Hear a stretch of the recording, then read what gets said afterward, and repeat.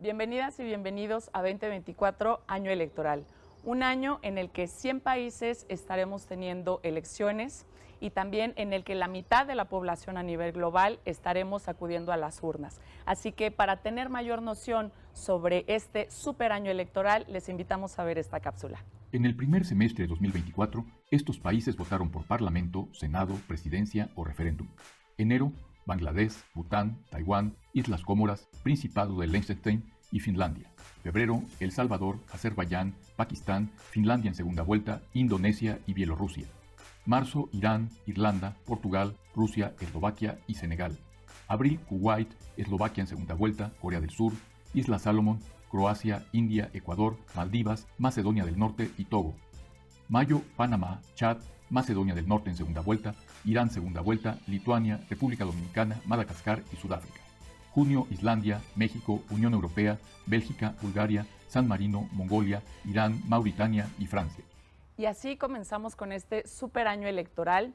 Y bueno, tenemos con nosotros el día de hoy acompañándonos grandes invitados a los cuales les voy a dar y les daremos la bienvenida.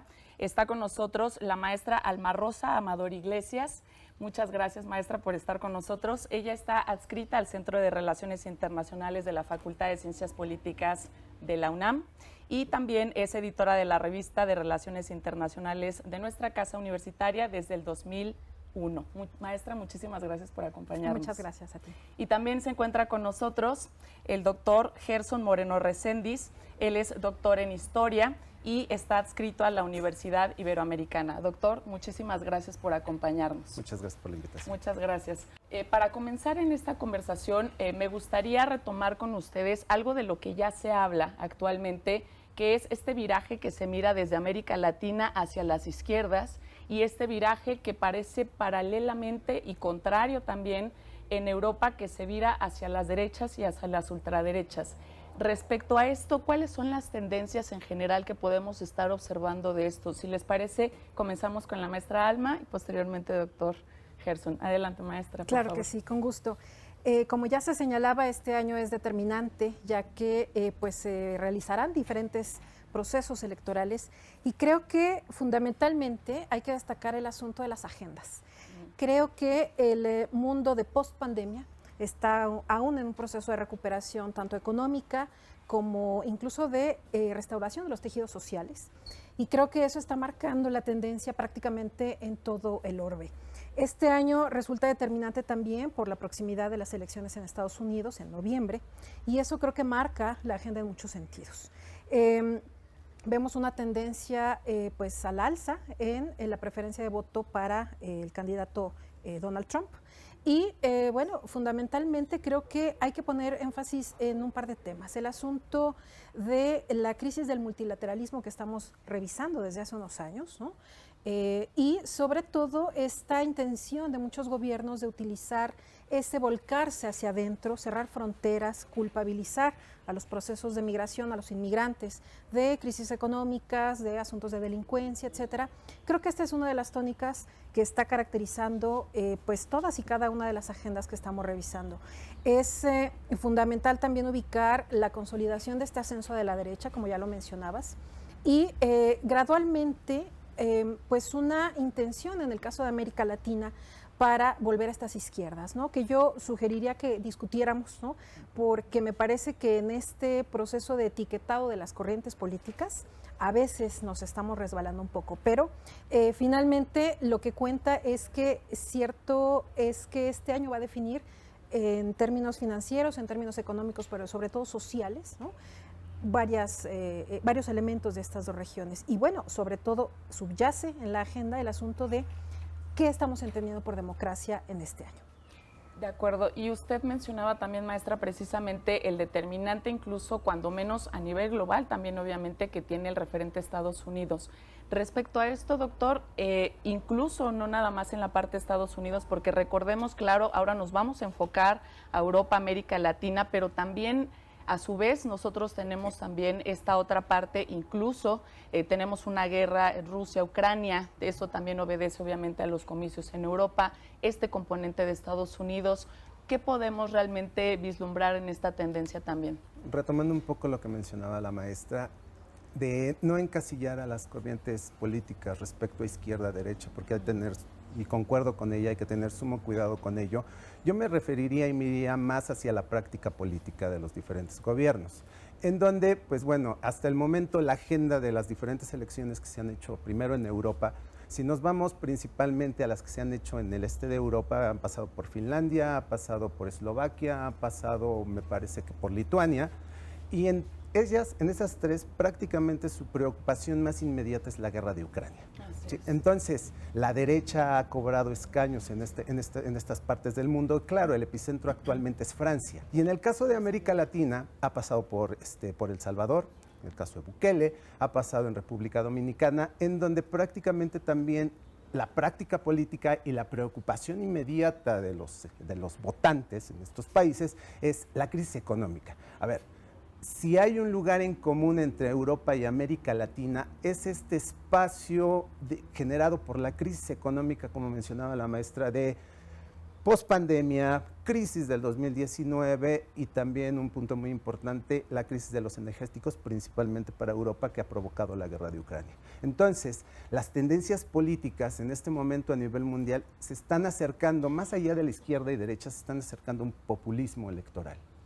De acuerdo, y esto es interesante en realidad porque cuando menos el concepto de populismo lo escuchábamos o lo venimos escuchando con más fuerza incluso desde 2018, ¿no? Tanto en Europa pero también en América Latina, y creo que también coincide con esta parte insistente de parte de ambos en no etiquetar o tener cuidado también con las etiquetas que metemos ideológicamente o en el espectro ideológico de los partidos a nivel global. En esta cuestión a mí me gustaría también preguntarle, sobre todo hay algunos especialistas que marcan sobre todo que los nacionalismos, ¿no? ¿Dónde se encuentran los nacionalismos? A lo mejor ese es el guión o el punto y me gustaría conocer su opinión. En el caso de América Latina, normalmente estos nacionalismos se dan desde la parte izquierda, ¿no? Tienden a enfocarse más dentro de los espectros de izquierda, que son actualmente los que ahora estamos buscando quizá con más insistencia el electorado, y en el caso contrario en Europa precisamente son estos nacionalismos que se encuentran más hacia las derechas, ultraderechas, y vemos en realidad que esto obedece incluso a, son partes antiintegracionistas en el caso de Europa. ¿Cómo lo vislumbran ustedes también desde esta perspectiva? ¿Cómo verían realmente esta parte? Doctor, después maestra.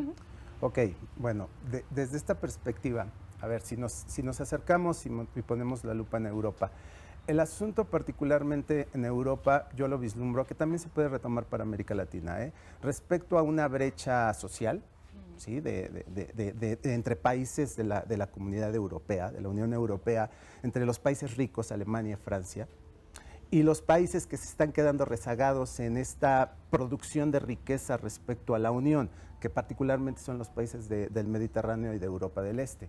Y particularmente, aquí surgen dos tendencias nacionalistas. Si nos enfocamos a Alemania, particularmente es antimigración, particularmente con la derecha es la antimigración, perdón. Es Alemania para los alemanes, de hecho es un caso muy curioso, es un canto muy común que se está escuchando en los estadios. Por ejemplo, estaba jugando Francia, Italia y España, sí, y se escuchaban estos cantos, ¿no? Italia para los italianos, Alemania para los alemanes, España para los españoles. Entonces, su preocupación es generalmente referida a esta crisis económica, ¿sí? Si nos vamos a Europa del Este, es referida a esta brecha social que está económica que está generando la Unión. Sí. Y al interior de los países también hay una brecha tanto social, pero también hay una brecha generacional. Es decir, los jóvenes en Europa tienen menos acceso a las oportunidades. Y también en América Latina. Entonces, ¿qué es lo que piden los jóvenes? Si analizamos la agenda, por ejemplo, de Marine Le Pen, construir vivienda para los jóvenes, que los jóvenes no paguen tren, que los jóvenes estén exentos de impuesto, que el Estado les pague, si trabajan media jornada, que les pague la otra mitad. Entonces, esta agenda parecería muy de izquierda, pero es la agenda de la ultraderecha. De acuerdo. Maestra, usted también, ¿cómo lo observa también desde la parte de Latinoamérica? ¿Cómo realmente lo estamos viendo ahorita moverse? ¿Cómo se va a mover? Porque además también esta es la primera parte, es el primer semestre. Todavía falta obviamente también esta elección de noviembre que estaremos esperando en Estados Unidos, pero ¿cómo se mueve respecto a esta parte del espectro político y los nacionalismos en Latinoamérica? Creo que es bien ilustrativo el desempeño de los gobiernos latinoamericanos poco antes de la pandemia. Yo marcaría el año 2018, ¿no?, como un punto de inflexión. Tendemos a pensar que la pandemia inauguró una etapa de una gran brecha económica, ¿no?, esta gran distancia entre ricos y pobres que ha profundizado la idea del nacionalismo. Yo me permitiría señalar que esos procesos se vienen presentando desde antes de la pandemia. Sí. Lo que hace este evento global, pues, es profundizar o en todo caso consolidar estas diferencias. También ubicamos, como ya señalaba mi colega, que una agenda de un partido político de izquierda, ¿no?, tiene que ser progresista, ¿no? Tiene que pensar en primer término en la provisión de asistencia social, de servicios públicos de calidad para todos, ¿no? Y me parece que ahí es donde las diferencias conceptuales tienen que ser muy, muy precisas. Para el caso de América Latina hay que ubicar que venimos de una recesión importante, ¿no?, procesos inflacionarios muy destacados, como en el caso de Argentina, y también existe la tendencia a pensar de que los cambios en los gobiernos, ¿no?, dejar atrás el conservadurismo y pasar a gobiernos de izquierda, necesariamente resuelve los problemas, y eso creo que no funciona así. El caso de Brasil es muy emblemático, ¿no? Después de la presidencia de Bolsonaro, un personaje populista, carismático, privilegiando a ciertos sectores empresariales y desconociendo incluso las relaciones cercanas con los vecinos latinoamericanos. Y con la llegada de Lula da Silva, este gran regreso esperado, ¿no?, tenderíamos a pensar que las soluciones estarían a la vuelta. Y no, hay que recordar que existen factores estructurales en términos económicos y sobre todo financieros, ¿no?, esta economía que no se ve, ¿no?, lo bursátil, que está marcando el desempeño de nuestra región. Creo que también hay que poner sobre la mesa el tema de la seguridad. Pensar, por ejemplo, en un país como El Salvador, con una dirigencia encabezada por un personaje como Bukele, ¿no?, nos lleva a discutir la idea de qué es preferible, un gobierno democrático que permita la libre manifestación de la opinión, la libertad de prensa, o un gobierno que pues meta a la cárcel a todos aquellos que se presume que son delincuentes. Maestra, le voy a tomar entonces la palabra un momento para quedarnos con esta idea última que está mencionando sobre los factores electorales, precisamente de nuestro electorado a nivel global. Y vamos a un corte, regresamos con esa idea. Y bueno, hemos vuelto a 2024, año electoral. Maestra Alma, nos estaba contando antes del corte precisamente esta condición sobre la seguridad en América Latina. Estábamos ya más bien entrando en el caso Bukele.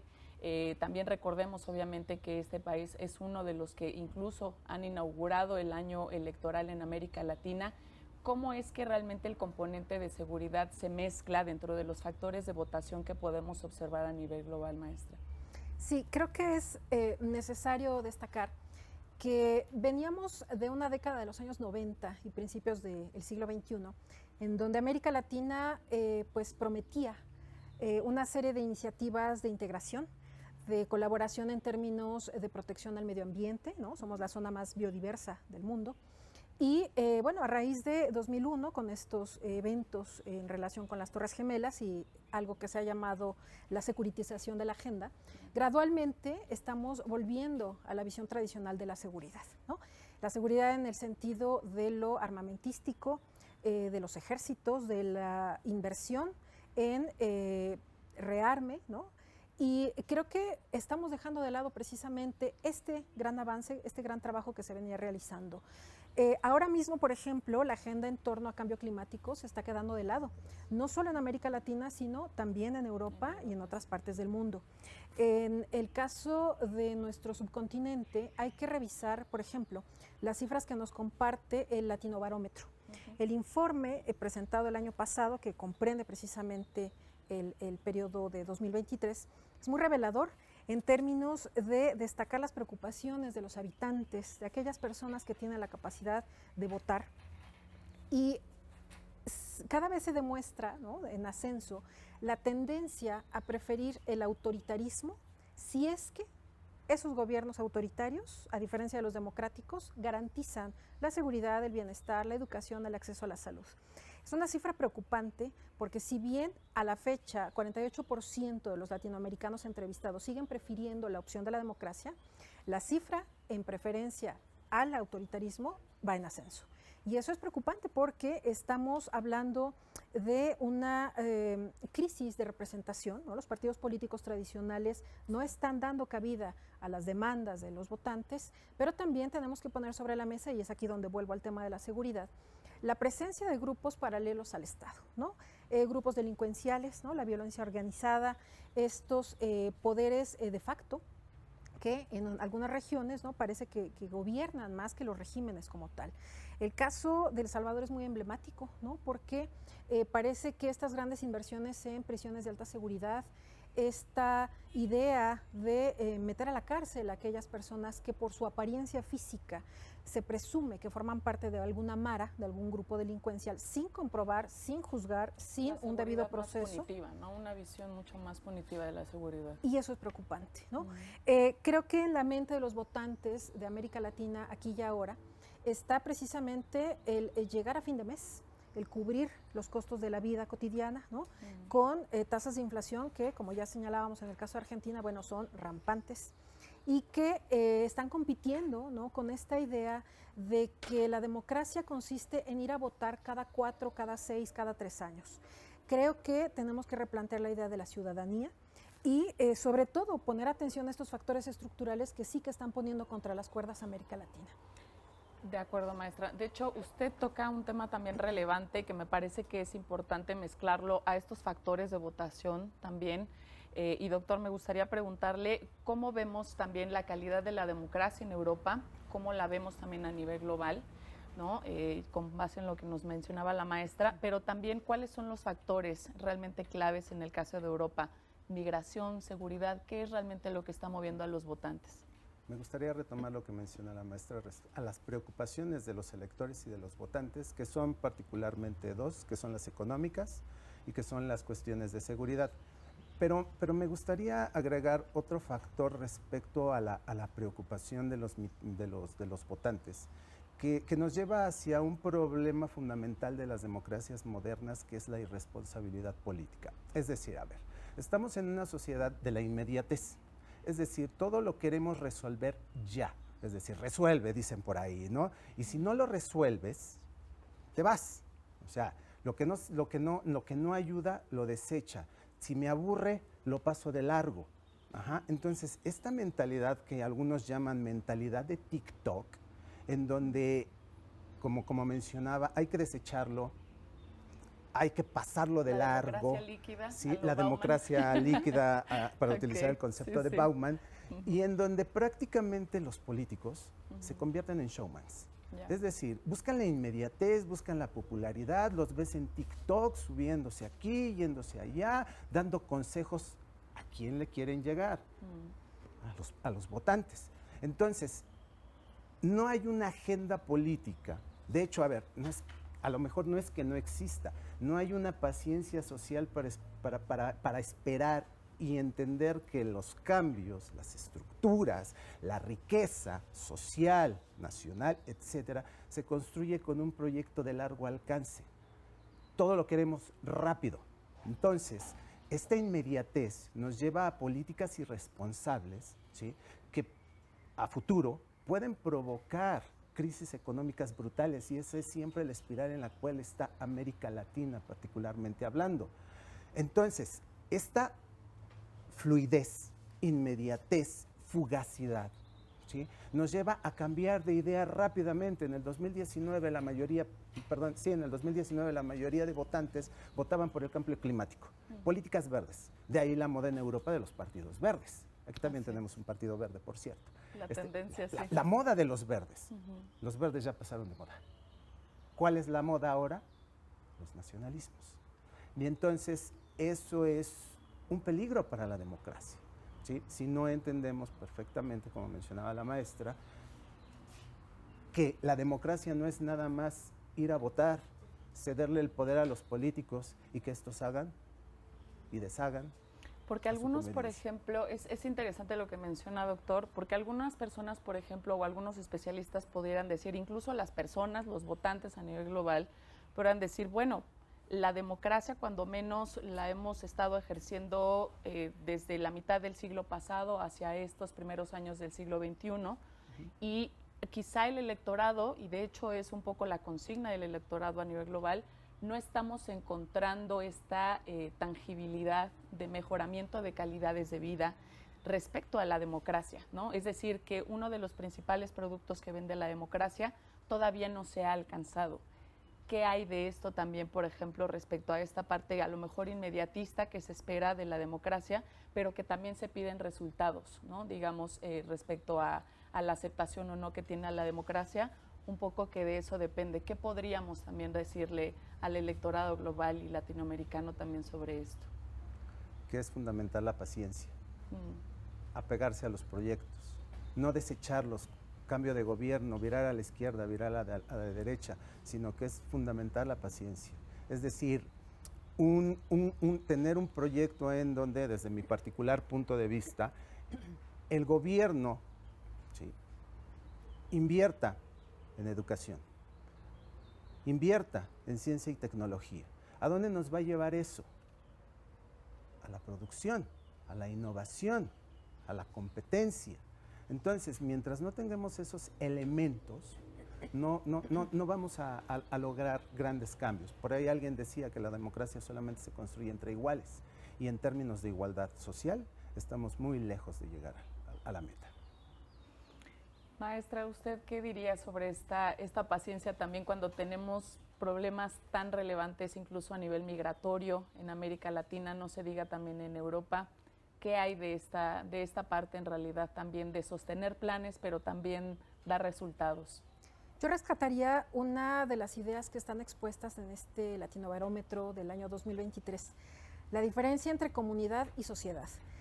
Por sociedad, ¿no?, que es una palabra que usamos con mucha recurrencia, asumimos que nos estamos refiriendo a un grupo de personas que son convocadas por ciertas ideas, ciertos proyectos, ciertas ofertas, ¿no?, políticas.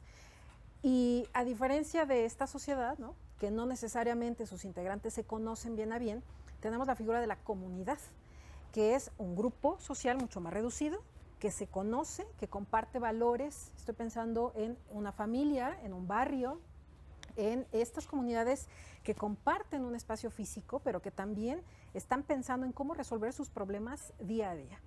Creo que después de la pandemia iniciada en 2020, justamente estas diferencias, estas distancias con el vecino, con la familia, con los padres, con los hijos, se han potencializado. Y creo que en el caso específico de América Latina es algo a lo que deberíamos ponerle mucha atención, porque es imposible pensar, ¿no?, que la democracia, así en abstracto, va a resolver problemas que venimos arrastrando desde hace décadas. Y para el caso de Europa, ha sido muy ilustrativo precisamente el más reciente proceso electoral para el Parlamento Europeo, ¿no? Hace unos días tuvimos la recurrencia a las urnas para elegir estos grandes grupos que se alinean por tendencia política, y lo que ahí también quedó evidente es que parece que se va a votar en una elección europea para castigar o para premiar al gobierno nacional, ¿no? Y creo que es ahí donde también la idea de sociedad versus comunidad tiene que ser discutida. Creo que como preocupación fundamental, cierto es que debemos preocuparnos por las cifras macro, ¿no? Pero también, como ya señalaba mi colega, creo que poner mucha atención en a dónde se están dirigiendo los recursos públicos es fundamental. En el caso de Europa, ¿no?, la predominancia de estos recursos se está yendo a defensa. Estamos viendo protagonismos como el de Alemania, ¿no?, que después de una Segunda Guerra Mundial, de ser retirado su ejército, de ser limitado en términos de producción y uso de armamento, ahora mismo está muy activo, por supuesto en el contexto de una guerra entre Ucrania y Rusia. Pero si revisamos las cifras, ¿no?, vamos a ver, y lo mencionábamos tras bambalinas, ¿no?, la incorporación de Suecia y Finlandia a la OTAN nos hablan de una insistente necesidad de estos organismos internacionales para incrementar el gasto en defensa. Y eso es preocupante porque evidentemente ese dinero se va a ir a esta producción armamentística y va a ir dejando lagunas en sectores como la educación, la salud. Y ya aprendimos, o ya vimos por lo menos, ¿no?, que en casos como la pandemia, ¿no?, hay gente que no tiene una cobertura en términos de seguridad social, un seguro de desempleo, y eso va generando violencia también, violencia económica, pero también gradualmente va apuntando hacia la participación, el involucramiento en grupos delincuenciales, ¿no?, para obtener algún ingreso de la manera que sea, y eso América Latina lo ha visto bastante bien. Creo que por ahí deberíamos empezar a discutir entonces. Ahí podríamos discutir la idea de la democracia, formar parte, sentirme parte de una comunidad política y gradualmente construir estos valores sociales para ir resolviendo desde abajo, no desde arriba como la tendencia en los últimos años ha indicado. De acuerdo. Si les parece, vamos a un corte para seguir analizando este superaño electoral 2024. Nos quedamos con la idea de democracia. Regresamos en un momento.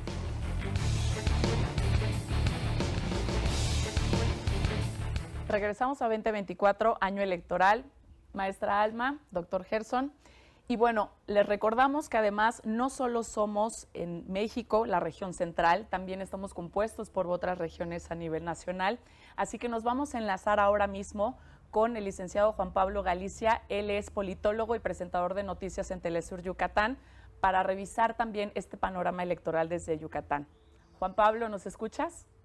Bien, Natalia, muchísimas gracias por esta invitación. Muchísimas gracias. Oye, a propósito precisamente de nuestro super año electoral 2024, nos gustaría descentralizar el panorama completamente, por eso estamos ahora desde Yucatán, y preguntarte de manera directa, ¿cuál es el tipo de relaciones normalmente que se tienen desde Yucatán hacia estas regiones europeas y hacia Latinoamérica? En la perspectiva económica, ¿cómo lo ven desde allá? ¿Cómo ven estos resultados electorales? Fíjate que uno de los primeros temas que habría que tener en consideración es que se sabe muy poco de lo que está pasando realmente en los procesos electorales en otras partes del mundo. Hay algunos medios de comunicación, por supuesto, en donde sí se aborda las elecciones en el Parlamento Europeo, las elecciones en Sudamérica, las elecciones en otras partes del mundo, pero lo cierto es que se sabe muy poco o se percibe muy poco en el día a día y en la vida cotidiana, sobre todo de la ciudadanía, de qué manera están relacionados estos resultados electorales con lo que ocurre para nosotros, ¿no? Tan solo por poner un ejemplo, lo que ocurre en el caso de Europa del Este, no solamente con la guerra y la invasión de Rusia a territorio ucraniano desde el 2022, esto sin duda le ha puesto, por ejemplo, bastante presión inflacionaria a todo el tema de los granos y eso nos afecta directamente a México, en particular al estado de Yucatán, donde también recibimos nosotros una importación de este producto. Y las elecciones europeas, por ejemplo, sí se perciben como algo muy lejano, pero lo cierto es que hasta ahorita la relación comercial que mantiene México y en particular el estado de Yucatán con, por ejemplo, los productos que nosotros traemos de Europa y los que alcanzamos también a vender a Europa, pues son el resultado de la coalición que en este momento controla el Parlamento Europeo, que es una coalición bastante amplia entre los socialistas, los verdes, etcétera, ¿no? Que es una coalición que afortunadamente alcanzó a mantener todavía su mayoría ahí en el Parlamento Europeo, pero en donde sabemos nosotros que vino una oleada de un impulso que se le dio a los partidos más conservadores y sobre todo a los partidos etnonacionalistas con el principal triunfo, digamos, del partido de Marine Le Pen en el caso francés. No lo vemos nosotros muy así desde acá, porque todavía no se ha percibido en el bolsillo, pero lo cierto es que sí hay, digamos, una afectación que quizás en el mediano plazo o en el largo plazo va a terminar generando alguna repercusión en la vida cotidiana de las y los yucatecos, solo por mencionar, por supuesto, al estado de Yucatán, pero es algo que seguramente se puede replicar en las otras entidades de la península. Oye, Juan Pablo, otro de los grandes temas que estamos aquí revisando también desde el estudio es precisamente qué pasa con la parte migratoria.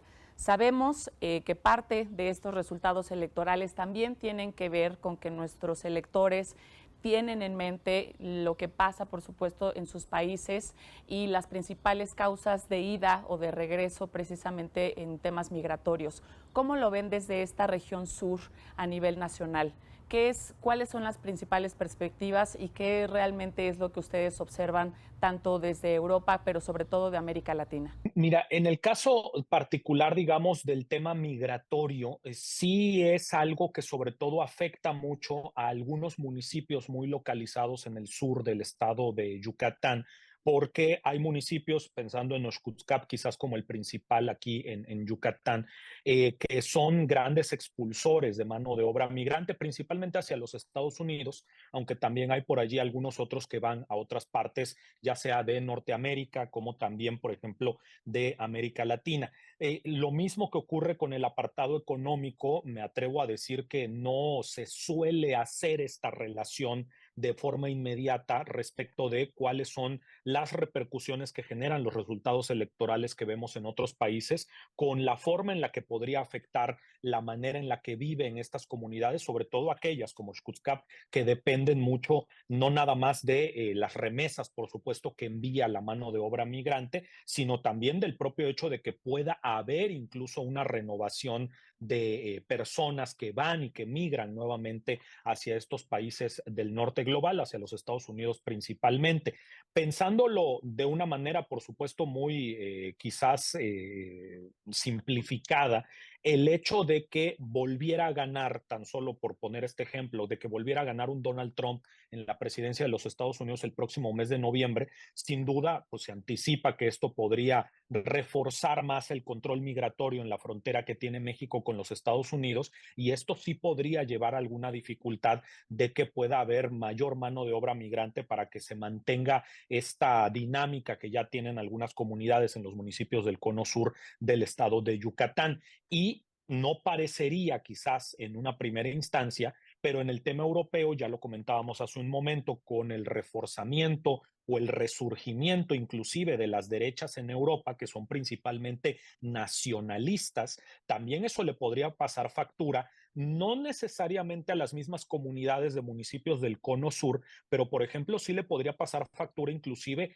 ya a clases medias altas, que están muy acostumbradas a tener una dinámica de puertas abiertas prácticamente con Europa, con universidades europeas, con empresas europeas, en donde existe un intercambio de conocimiento, existe un intercambio de talentos, no solamente en el ámbito laboral, también en el ámbito estudiantil y de investigación. Y allí, si el nacionalismo europeo termina pues llegando con la fuerza que parece que está acrecentándose en estas últimas elecciones parlamentarias en Europa, si termina llegando, podría también cerrar las puertas para que esta dinámica a la que estamos muy acostumbrados en algunos sectores de Yucatán se pueda mantener. Entonces, lo mismo que ocurre, decíamos, para el ámbito comercial, para el ámbito económico, el intercambio de ciertos productos, no lo vemos en ese sentido de manera muy clara, no lo tenemos todavía frente a nuestra cara, cuáles serían los efectos negativos o de cambio que pudieran generar estos resultados electorales, pero sin duda también le pasan factura a la forma en la que acostumbramos aquí en Yucatán a llevar a cabo nuestras relaciones comerciales y nuestro día a día igualmente. Oye, Juan Pablo, pues muy reveladora y muy útil definitivamente toda la información que nos estás dando desde Yucatán. Te agradecemos mucho por dar esta perspectiva desde allá. Les mandamos un fuerte saludo, por supuesto, a esta región de nuestro país. Y bueno, pues gracias, por supuesto, también por ayudarnos a descentralizar este panorama. Un abrazo. A ti, Natalia, muchísimas gracias y gracias a todo el público de TV UNAM. Un saludo, por supuesto, a toda la comunidad universitaria. Maestra Alma, doctor Gerson, regresamos después de haber escuchado a nuestro colega desde Yucatán platicarnos también sobre cómo ven las cuestiones desde allá. Y estábamos retomando también nosotros nuestra conversación sobre la parte, hablando más de la calidad de las democracias también a nivel global. Nos contaba maestra Alma sobre la diferencia entre hacer comunidad también en esta cuestión electoral. ¿Qué tendencias, sobre todo, también estamos observando desde Europa y América Latina respecto a nuestra democracia? ¿Qué otro elemento podemos también desmenuzar respecto a esto actualmente, maestra? Creo que en el caso de Europa y particularmente de la Unión Europea, debemos hablar de este famoso déficit democrático del que se habla pues prácticamente desde la década de los años 80. Esta distancia que los ciudadanos sienten en relación con las estructuras, las instituciones de la Unión Europea, que gradualmente va apuntando a generar malestar en aquellos sectores que no necesariamente conocen bien a bien qué es lo que le corresponde a alguna instancia de la Unión Europea y qué es lo que le corresponde hacer a un gobierno nacional. Hace rato mencionábamos estos resultados en las elecciones para el Parlamento Europeo y creo que ahí quedó patente que hay interés en participar en estos procesos comunitarios. La tasa de participación estuvo por arriba del 50%, ¿no? Lo cual da esperanzas, ¿no? El abstencionismo que esperábamos no necesariamente se hizo patente, pero también es preciso afinar estas identificaciones con el proyecto comunitario. Hay una inquietud, por supuesto, con un escenario de guerra que tienen enfrente, que es Ucrania-Rusia. Hace un par de días, Ucrania y Moldavia solicitan formalmente y es recibida con beneplácito su solicitud para incorporarse a la Unión Europea. Las negociaciones comenzarán ya. Y creo que esto es lo que va a ir determinando el nuevo curso de esta nueva legislatura. En el Parlamento Europeo los ciudadanos votaron por continuar con el proyecto comunitario, pero también pusieron alguna cortapisa a esta gradual ampliación, apertura, política de puertas abiertas de la Unión Europea. Creo que es aquí donde encontramos justo la coincidencia con América Latina. El asunto de ir cerrando las puertas, convertirse gradualmente en fortalezas, en donde solo los nacionales, los que se consideran ciudadanos de pleno derecho, deben participar y tomar parte en los procesos democráticos, en las decisiones, y dejar fuera a aquellos que no son parte de esa sociedad. Esto, por supuesto, que genera problemas, porque por naturaleza los seres humanos migramos, buscamos oportunidades mejores de vida, pero también en reconocimiento a las afectaciones medioambientales, la escasez de recursos naturales, los escenarios de guerra, la presencia de grupos delincuenciales. Es natural que los movimientos de las personas se den con mayor incidencia. Creo que es aquí donde tenemos que discutir e incorporar una agenda en donde la persona humana, en términos dignos, tenga que ser tratada. Que no solamente esa seguridad se piense en términos balísticos, armamentísticos, sino que pensemos en esta seguridad humana, que incluso genera la necesidad de discutir la creación de un entorno amigable en donde la persona pueda desarrollarse 100%. Creo que ahí América Latina tiene mucha tarea pendiente, porque a diferencia de la Unión Europea, por ejemplo, no tenemos estas estructuras de integración que nos hagan pensar en una ciudadanía latinoamericana. No tenemos un parlamento latinoamericano en términos funcionales, ¿no? Incluyentes, y creo que sí que estamos experimentando esta cerrazón gradualmente. El caso de México es emblemático, ¿no? La vecindad con Estados Unidos nos condiciona en muchos sentidos, y cada vez nos vemos más como un país en donde los migrantes no solo transitan, sino que se quedan. Creo que es ahí el trabajo que tenemos que hacer en términos de educación, en términos de asignación de recursos y ampliar el tema de la seguridad, no solamente incorporando a una Guardia Nacional bajo la égida de una Secretaría de Defensa, ¿no? Que es una de las primeras decisiones que la presidenta Sheinbaum, la presidenta electa, ha determinado, ¿no? Creo que es ahí donde tendríamos que estar discutiendo de qué manera vamos a incorporar estos sectores sociales, vamos a abrirnos y ubicarnos en esta globalización en términos reales, porque las tareas que tenemos pendientes son muchísimas. Maestra, y también, doctor, como ya lo estaba mencionando la maestra Alma, ¿no resultaría en todo caso contradictorio que cuanto más se necesita a nivel global una perspectiva más humana sobre la seguridad y más inclusiva respecto a este tipo de sectores que ya nos señalaba la maestra, menos se está realizando y menos se está viendo de parte de Europa, sobre todo hablando de las derechas y las ultraderechas, sobre todo creo que más las ultraderechas que realmente tienen esta tradición antiintegracionista y antisectores, antiinclusivas. Y vuelvo al problema de la democracia. A ver, creo, desde mi perspectiva, que el problema de la democracia es que es un sistema que se trató de imponer a nivel mundial y muchos países lo adoptaron más por conveniencia económica que por convicción. De hecho, al término de la Guerra Fría, las democracias empiezan a surgir por todos lados. Y estas democracias solamente se centraron en la participación ciudadana a través del voto. No se centraron en resolver problemas estructurales de fondo, en donde vuelvo a la paciencia, ¿sí? Porque en este ámbito de la inmediatez todo se tiene que resolver demasiado rápido. Entonces, la democracia fue una moda, sigue siendo una moda, ¿sí? Pero también se puso mucha esperanza en la democracia. Y como la democracia no ha resuelto los problemas fundamentales en términos de la economía, en términos de la vida, en términos de la seguridad, pues la desilusión es del mismo tamaño que la expectativa. Entonces, ¿qué es lo que está pasando y estamos vislumbrando a nivel global? Que la democracia actualmente se está utilizando, primero, como un arma política para dar un voto de castigo. No sirves, te desecho y paso a la siguiente casilla. Segundo, en algunos segmentos lo están viendo como un arma subversiva. Es decir, a través de esta arma subversiva pongo en jaque al sistema. Lo estamos viendo en Francia actualmente. Y en tercer lugar, que la democracia da pie a la legitimación política. Es decir, entre más popular sea un gobernante, más legitimación política tiene. Y entre más legitimación política tiene, más poder concentra. Y esa tendencia, ¿sí?, nos lleva directamente hacia un lugar. La utilización de la democracia para legitimar gobiernos y el último paso es la dictadura. ¿Sí? Y no estoy hablando con una dictadura tipo Mussolini, una dictadura tipo Hitler del siglo XX, sino claro, simplemente entiendo una dictadura en donde un poder, un partido que concentra todo el poder, tiene la legitimidad cedida por el pueblo, llámesele, para legislar.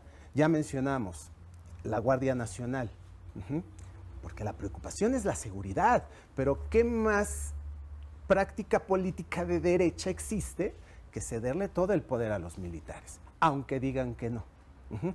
¿Qué más práctica política existe que suspender el Congreso, el Parlamento, perdón?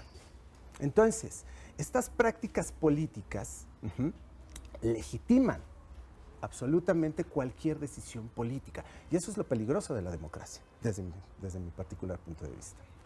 Gracias. Sí, definitivamente, porque esto conduce precisamente a lo que hablábamos sobre las partes incluso de los populismos. No estamos hablando necesariamente, sí, de la calidad democrática, pero también en realidad esta popularidad puede moverse hacia una u otra parte también del espectro político. Así que, pues bueno, vamos a seguir conversando, vamos a regresar para hablar un poco sobre las expectativas, cuáles van a ser también nuestras potenciales relaciones América-Europa. Y pues bueno, continuamos más aquí en 2024, año electoral.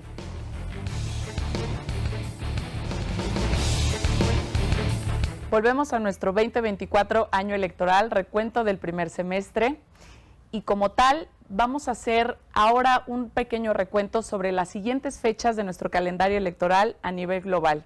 Así que vamos a verlo, por favor. Elecciones programadas para el segundo semestre de 2024. Julio, Reino Unido, Irán segunda vuelta, Francia segunda vuelta, Ruanda, Siria y Venezuela. Septiembre, Azerbaiyán, Argelia, Jordania, Rumania, República Checa y Austria. Octubre, Mozambique, Lituania, Moldavia, Georgia, Uruguay y Etiopía. Noviembre, Estados Unidos, Namibia y Mauricio. Diciembre, Ghana, Rumania y Sudán del Sur. Bueno, acabamos de ver nuestro segundo calendario electoral para este segundo semestre. Les recuerdo que estamos con la doctora Alma, de la Facultad de Ciencias Políticas y Sociales de la UNAM, adscrita al Centro de Relaciones Internacionales, y con el doctor Gerson, adscrito a la Universidad Iberoamericana, doctor en Historia. Así que Estábamos continuando con esta idea sobre las democracias en nuestras regiones, en América Latina, particularmente en Europa y a nivel global. La idea, la concepción que tenemos sobre democracia, maestra, ¿cómo podemos ver en realidad también la idea, la concepción que estamos construyendo sobre las democracias y qué es lo que tenemos que tener en perspectiva también los votantes al emitir nuestro voto precisamente en estas urnas?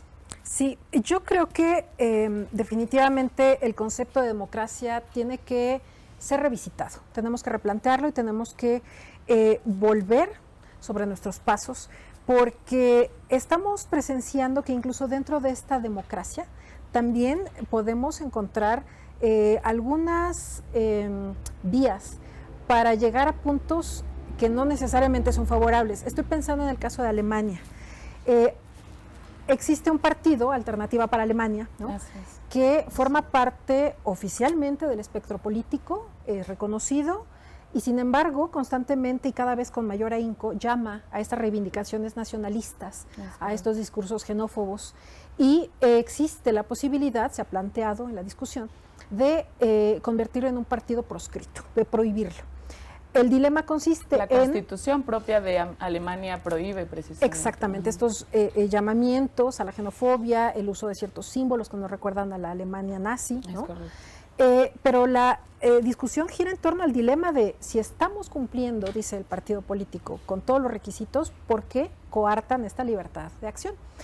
Creo que ahí los alemanes tienen mucho que discutir. De hecho, es uno de los países que hasta el momento no han llamado a una jornada nueva de elecciones, ¿no? Los resultados en el Parlamento Europeo no favorecieron a Olaf Scholz. Así es, y sin embargo es la excepción. A los socialdemócratas, es correcto. Sí. Y no ha llamado a estas elecciones como si fue el caso de Francia, ¿no?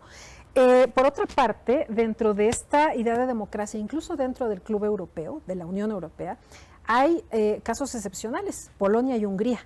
Polonia y Hungría son dos países que en 2017 y 2018 respectivamente recibieron un llamado de atención, la tarjeta amarilla, la invocación del artículo 7 del Tratado de la Unión Europea, que consiste en llamar la atención e incluso retirarles la participación en algunas instituciones comunitarias como el Consejo, siempre y cuando, como es el caso de estos dos, se manifiesten en contra de los valores europeos, que consisten en las libertades individuales y colectivas, la posibilidad de que la prensa se manifieste de manera libre y abierta, y sobre todo en una falta de respeto a los contrapesos al poder. Ya es aquí donde retomo lo que Gerson mencionaba hace unos instantes.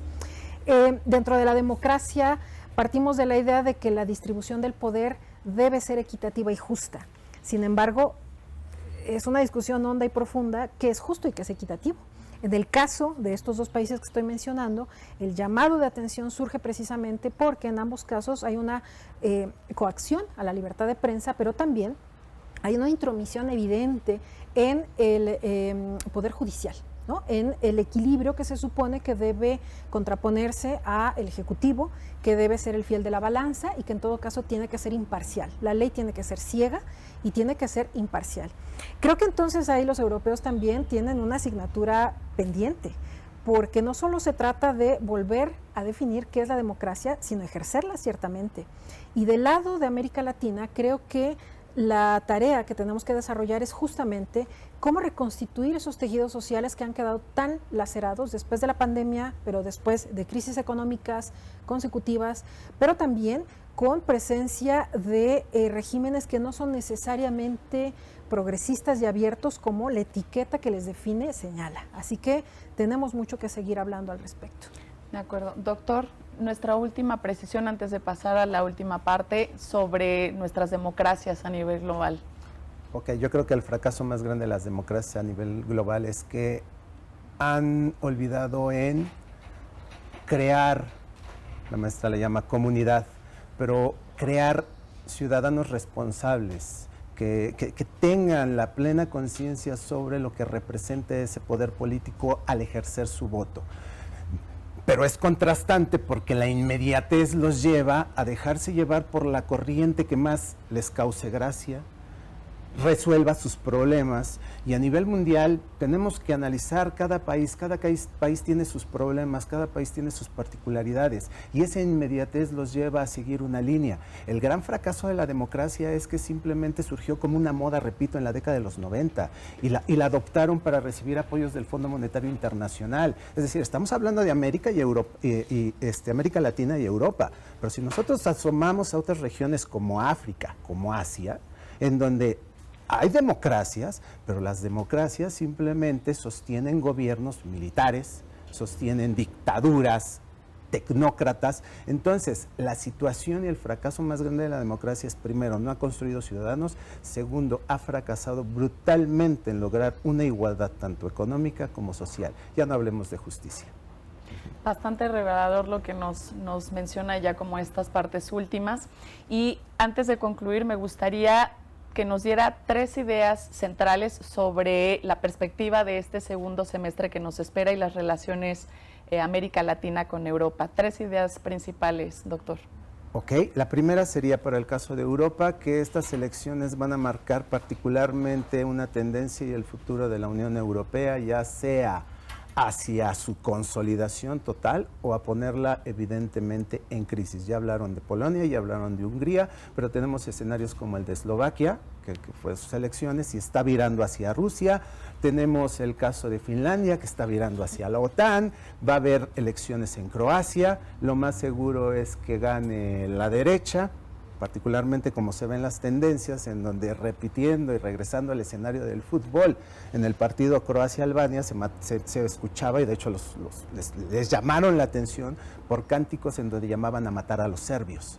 Entonces, la tendencia es muy preocupante para Europa y esa es mi primera idea.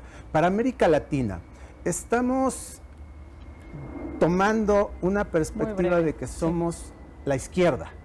Pero vamos a revisar perfectamente las prácticas políticas de los gobiernos para poder definirnos como izquierda, porque la izquierda de repente también se volvió una moda. Y en la tercera idea, que estamos evidentemente en una división económica entre Estados Unidos y China, y los países a nivel mundial están tomando una vía, otra vía. El caso de México, pues bueno, tan cerca de Estados Unidos, a veces es lo que nos jala demasiado, ¿no? Pero esa es la reconfiguración mundial que puedo visualizar. Bastante interesante. Muchísimas gracias, doctor Gerson. Maestra, 3 ideas centrales sobre nuestro segundo semestre y también nuestras relaciones. Yo pondría en primer término la necesidad de pensar que la identidad no se circunscribe en exclusiva a lo nacional, que en este ámbito de globalización, en donde estamos comunicados, que tenemos la posibilidad de enterarnos al segundo de qué es lo que pasa del otro lado del mundo, lo internacional forma parte de nuestra identidad. Y creo que en esa medida es necesario que se reconfiguren discursos, pero también formas de representación para que esa democracia realmente sea incluyente y no excluyente. Ya vimos que no es precisamente la mejor vía. En segundo lugar, yo destacaría la urgencia de atender temas acuciantes como la marginación económica, la pobreza extrema, el hambre y el regreso de enfermedades que ya habían sido desterradas, ¿no? La polio, por ejemplo, en América Latina está otra vez en ascenso. Y por último, en la relación con la Europa, o concretamente la Unión Europea y América Latina, revisar estas alianzas estratégicas, ¿no? La alianza estratégica que se tiene con Brasil, la relación que se tiene con México. Hace unos años se revisita el tratado global, el acuerdo global que tenemos con ellos, así que creo que debemos aprovechar esos espacios de proyección internacional que ciertamente nos ofrece tanto el camino de la cooperación como el aprendizaje a partir de otras experiencias. Pues bueno, hemos llegado a nuestro final de este programa. Les agradecemos muchísimo por habernos acompañado. Nos dejan grandes perspectivas también para este segundo semestre electoral. Les agradecemos, maestra Alma, doctor Gerson. Muchísimas gracias a ustedes también por acompañarnos. Y pues bueno, nos seguiremos viendo aquí también por TV UNAM.